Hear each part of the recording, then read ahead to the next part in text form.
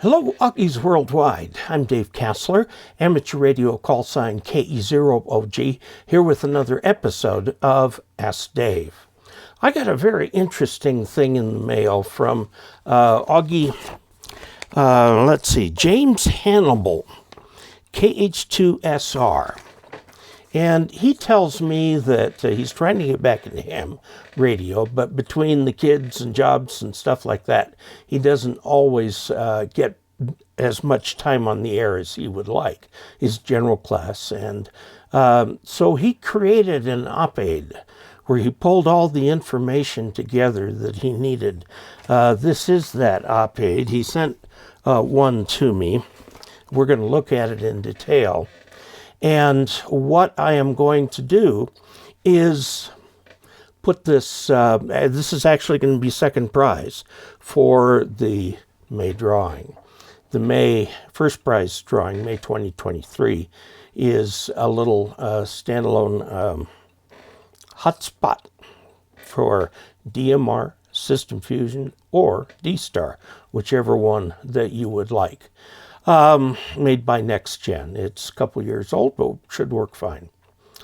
Okay, so before we jump into this, I just want to say a special thank you to Scott Heddle, who is one of my most recent new patrons. You too can be a patron of this channel by going to patreon.com/KE0OG. Okay, let's jump in and have a good look at this thing. Let's take a look first at where James Hannibal, KH2SR, has his Etsy shop. An Etsy shop is for makers who want to sell the little things that they make. They handle all the business items, and people just make their items and ship them. He calls his little outfit Quirky QRP. It really has nothing to do with QRP.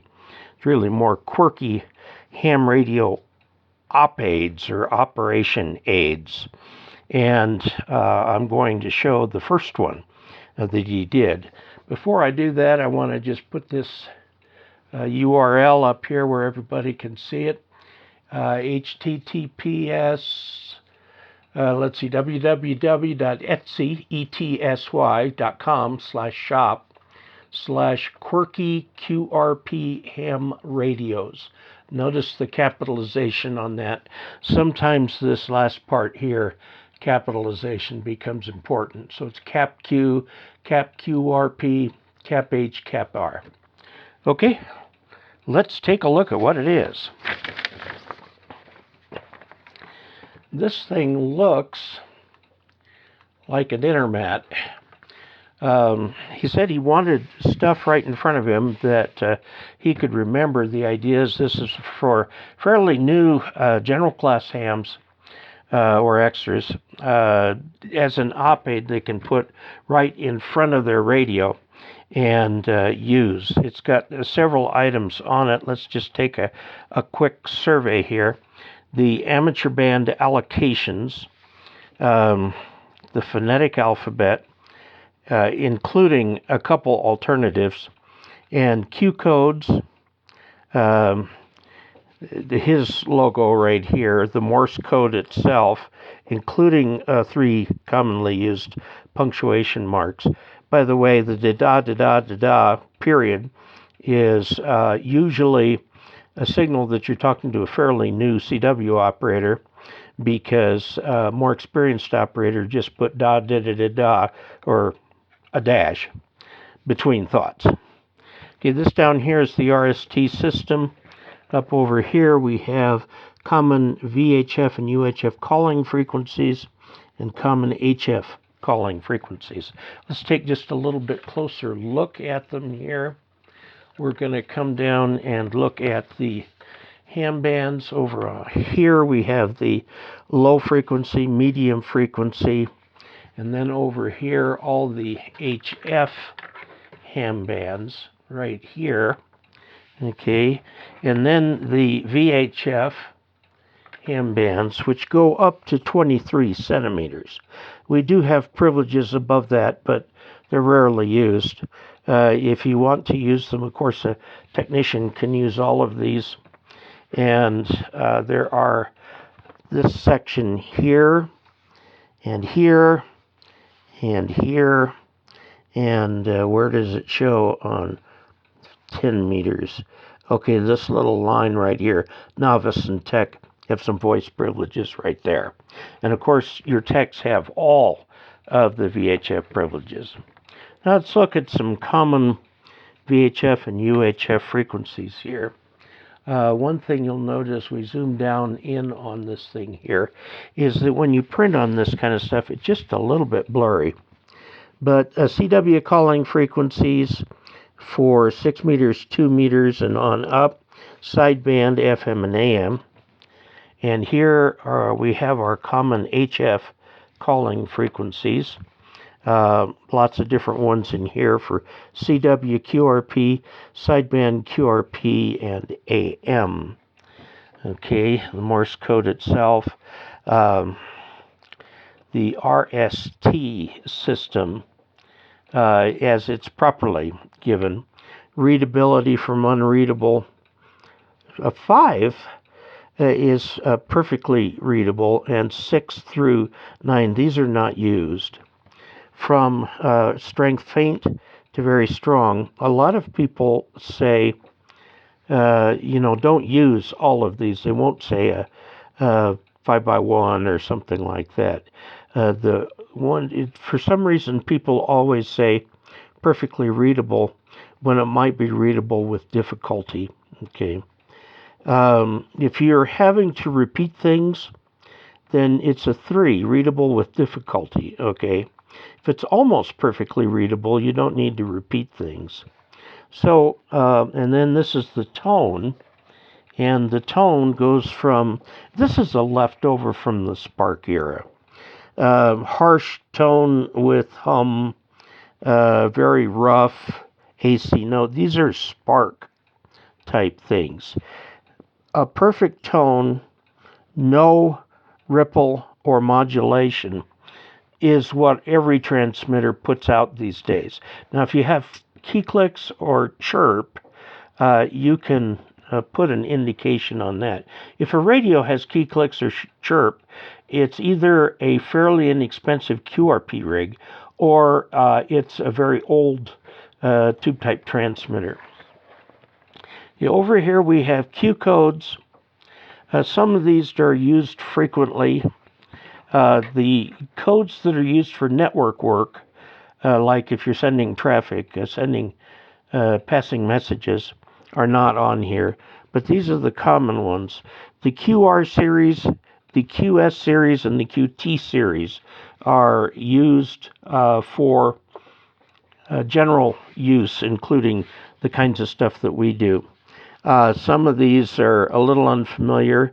Some of these are okay, and some of these have a common meaning, so they're just a little bit of QSK that is breaking. QRL is now used a lot, QRL with a question mark, when people want to know if the frequency is in use. It used to be, I just do a dit on the air, and if somebody was on that frequency, I'd hear a dit back. But it's gotten more formal now with the QRL. QRM, QRN are used. QRO usually means high power, QRP low power. And QRS is used by a lot of people who are just getting into Morse code. And that is asking the other person to send more slowly. QRT means stop transmitting. QRV usually means it's are you ready, I'm ready. It's means in the common amateur parlance, we're on the air. Okay, like you're referring to a de-expedition little QRV at a certain time. QRZ is used a lot, who's calling me. QSB is a reference to fading. QSK is the one that's used for break-in. Full QSK means that you can hear the other station even between the dits on your Morse code transmission. QSL means I confirm, or QSL question mark, did you get that? Okay, QSO is generally used in reference to a conversation. QST is a general call to all hands with a bulletin of some sort. Okay, QSY, shall I change frequency? It means changing frequency. QTH, of course, is your location. QTR means, what time is it? Let's take a look at the phonetic alphabet. This is quite interesting. Here are your ITU phonetics. Okay, the ones that we're all taught. These are from the International Civil Aviation Organization, ICAO, uses these. But DX phonetics are often different, and he's got two lists here. I don't know where he came up with them, but they're good lists. For example, I'm a kilowatt, England 0. I often use Ocean, Ontario, Ocean, Germany. And those are much better understood by overseas DX people rather than the ITU phonetics.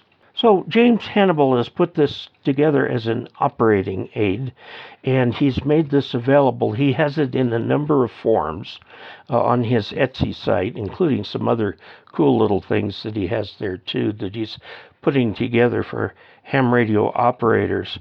And he has this available. It's a bit pricey. It's around $49.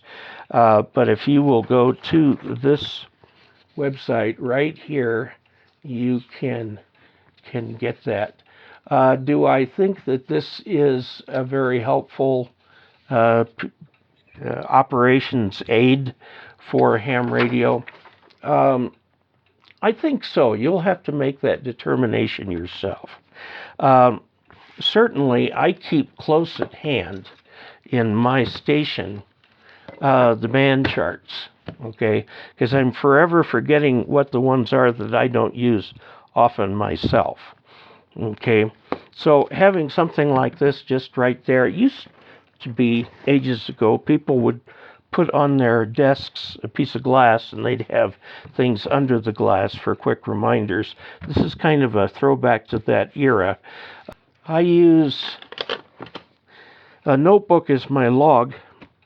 And of course, you can put that on this.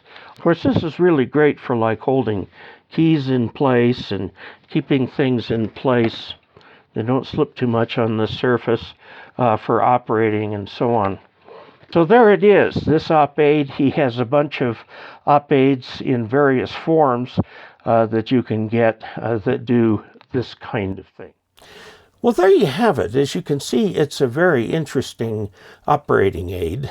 He has them in a variety of formats. You can just go to the website, which is there, or down below the video, and go take a look at other things he has that might really interest you.